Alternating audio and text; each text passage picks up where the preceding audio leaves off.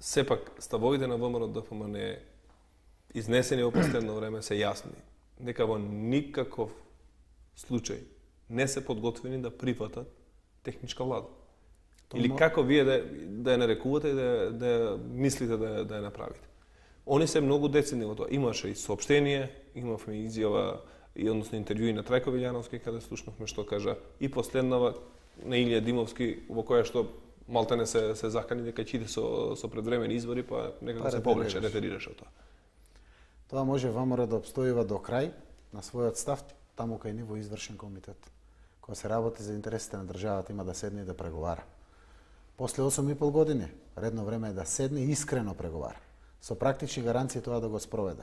И наетот можеме сите дома да го теглам. Овде кога се работи за интересите на државата, ќе седнат и ќе разговарат. Еве ние не отстапуваме, така? Заканите се секојдневни. Нашите пратеници лично трпат уцени закани, непринципелни понуди, се случува внатре. Апсолутно немаме намера воопшто чекор да промениме. Зошто?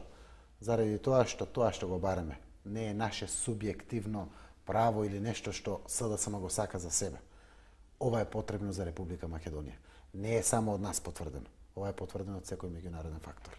И на крајот, ако имате докази за фалсификат лични карти, ако имате докази за узурпација на системот на одлучување на ДИК, управни судови, ако имате докази дека се избирачките списоци комплетно обструирани, надвор од процедурите и правилата законодавни на системот, организацијата на пустец, комплетно, со сите други детали, и така како имате обврска, примарно императивно задолжение, како прв човек на опозицијата, на најголемата опозицијна партија, да тоа што не чини го коригирате подитно.